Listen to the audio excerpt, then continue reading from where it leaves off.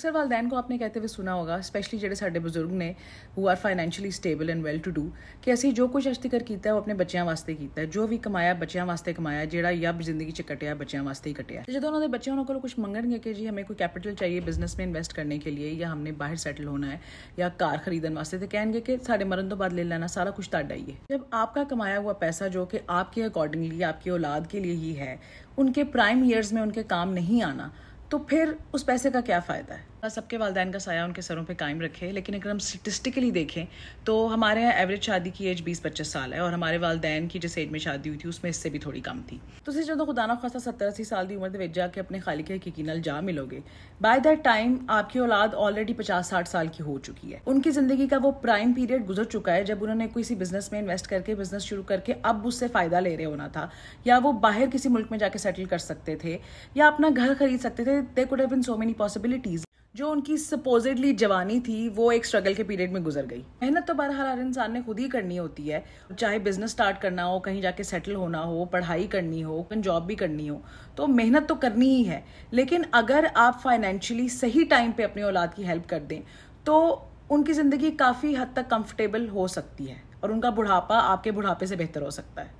हालात ऐसे ने कि माँ प्यो की कनालों ते कोठियां होंगियां, तो जी औलाद है वो किराए के घर च रह रही होगी। उसके ऊपर फिर ऑफर ये करेंगे कि हम इनके घर का किराया दे देते हैं, या कभी कुछ अरसे के बाद थोड़े से पैसे दे के 4 लोगों में ये बात भी मशहूर कर देंगे कि जी इनका तो किराया हम दे रहे हैं, या इनको तो हम जो है ना फाइनेंशियली सपोर्ट कर रहे हैं, लेकिन कभी इतनी कोई सॉलिड अमाउंट नहीं देंगे कि जिससे वो अपना घर खरीद सकें। यार तुम 4 घर रखे होने, उन्होंने एक औलाद दे ना कर दो ताकि वो किराया दे या विचों बाहर आ जाए। बात असल में ऑनेस्टली ये है कि वालदैन थोड़ा सा दे के और बहुत सारा विदहोल्ड करके असल में अपनी औलाद को अपने काबू में रखना चाहते हैं सपोजिटली, जो कि हमारे यहाँ एक माइंड सेट है कि जी काबू च करके रखो, हर बंदे को काबू में करने का, क्योंकि हमें बहुत शौक है। तो हम एक फॉल्स प्रिटेंस ऑफ लव के अंडर बेसिकली ये कंट्रोल टैक्टिक होता है अपनी औलाद को, जैसे लैब रैट्स को कंट्रोल करने का या किसी कुत्ते को ट्रेन करने का, कि जी थोड़ा जहा दो तो बहुत सारा पीछे करके रखो, उम्मीद दिलाए रखो कि यह सारा भी तेरा है। उस चक्कर में आप अपनी औलाद को कई दफ़ा ब्लैकमेल भी करते हैं, मैनिपुलेट भी करते हैं। और मुझे पता है बहुत सारे लोग इस बात से ट्रिगर हो रहे होंगे कि जी वालदैन का प्यार तो बेलॉस होता है, ये होता है। ठीक है, बहुत सारे वालदैन मैक्सिमम का ऐसा ही होता है। Here I am talking about specific people जो कि मैनिपुलेशन के ऊपर चलते हैं और अपनी ही औलाद को मैनिपुलेट करके पूरी ज़िंदगी उनको फ़कीर बना के रखते हैं, because it gives them a sense of superiority. And I am sure कि आप लोगों ने भी ऐसे लोग लाजमी देखे होंगे।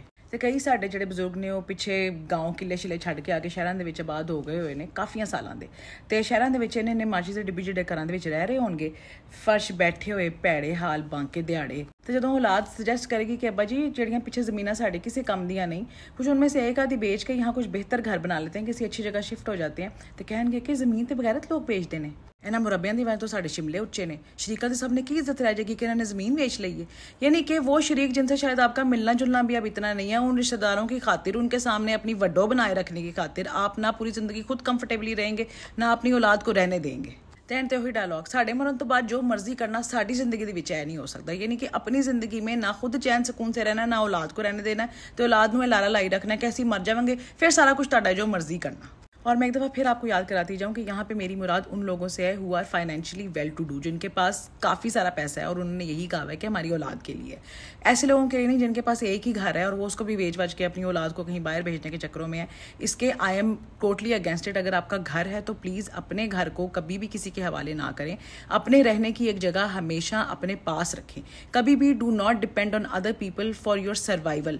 जिन चीज़ों में आपका सर्वाइवल है, यानी कि आपके रहने की जगह और आपकी मंथली जो कमाई का कोई जरिया है, ये अपनी रिटायरमेंट के बाद भी लाजमी अपने पास रखें ताकि आप किसी के ऊपर डिपेंडेंट ना हो। लेकिन for people who have surplus money, जिनका पास बेकार पैसा पड़ा हुआ है, घट तो घट अपनी औलाद है तो किसी काम आ जाओ।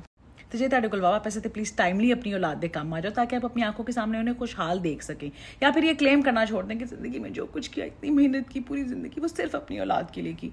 आप सामने से बोलें, आप एक्सेप्ट करें कि भाई हमने अपने कंफर्ट के लिए पैसा कमाया, अपनी ऐशी के लिए कमाया है, हम अपने ऊपर खर्च करेंगे, औलाद अपनी खुद जिम्मेदार है। By all means I 100% agree with that. ठीक है, या तो ये बेचारगी करना छोड़ दें कि सब कुछ औलाद के लिए किया है और सामने से माने, या फिर ये जो है ना कि नहीं जी मरने के बाद या ये छोड़ दें। जो पैसा वक्त पे आपके औलाद के ही काम ना आया, उसे कमाने का फिर आपको क्या फ़ायदा है, स्पेशली जब आपका क्लेम भी है कि ये सब कुछ उनके लिए है। तो ये जो हिपोक्रेसी, दोगलापन है ना हमारे माशरे का, ये अगर हम छोड़ दें तो हमारी और हमारे इर्द गिर्द लोगों की ज़िंदगियाँ बहुत आसान हो जाएंगी। तो प्लीज़ अगर ये सब कुछ वाकई में आपकी औलाद के लिए है तो अपनी ये कंट्रोलिंग टैक्टिक्स छोड़ के टाइमली उनके काम आ जाएं। शुक्रिया।